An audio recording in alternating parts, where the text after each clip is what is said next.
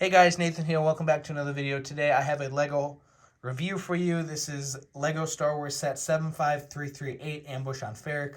Ages 9 and up with 679 pieces. This was a set that came out on August 1st and I believe retailed for $59.99 here in the US. You get 3 awesome minifigures, Cassian Andor, Luthen Rawl, and Cyril Karn.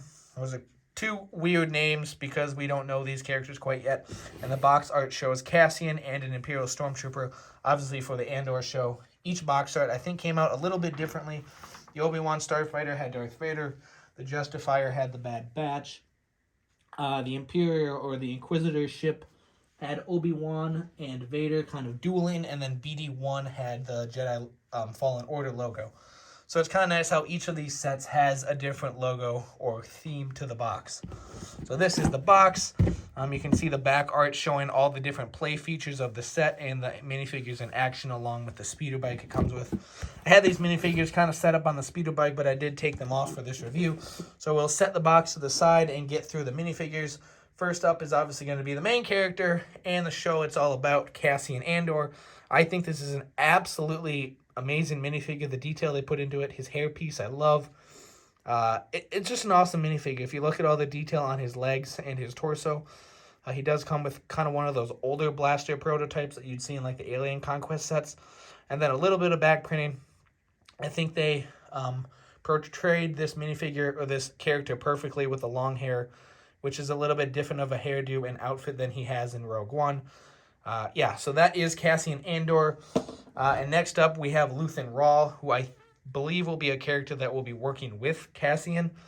He does have a different type of a hairpiece there. I've not seen it before, but I don't have a lot of other sets that aren't Star Wars, so I'm sure this hairpiece has appeared somewhere before. And if not, it's a very nice hairpiece.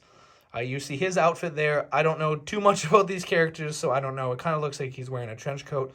But again, nevertheless, some amazing detail on the chest and the legs, and he comes with another type of a blaster. And then a little bit of black back printing with a hood. So that is Luthen Rawl. And then finally, we have Cyril Karn, which looks like to be some type of an Imperial pilot. When I first saw the minifigure, I thought it was like a Bespin guard because the colors are very similar. He does have some type of outfit. I don't know if that's Imperial or not. We don't quite know much about these characters, but a very nice detail on that chest there, and he comes with a normal type of small blaster, and then a little bit of back printing, and a hat there with a nice orange stripe across it.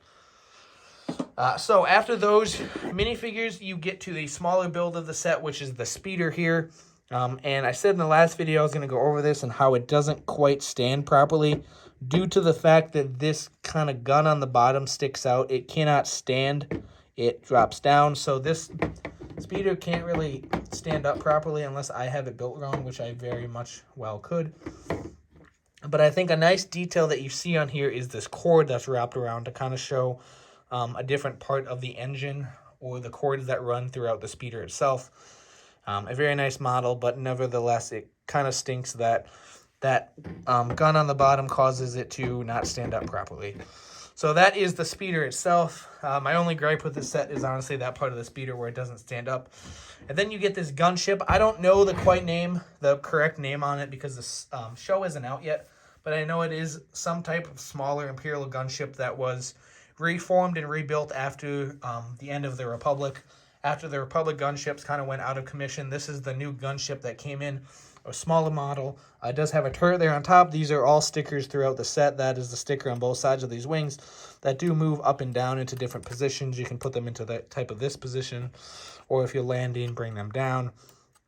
What is nice is those gears on the inside move to kind of show the mechanism of the wings coming up and down. Then a movable turret. It has 2 shootable studs there on the side. I'm not going to fire those off. I already did one on the last video. And went all the way across the room.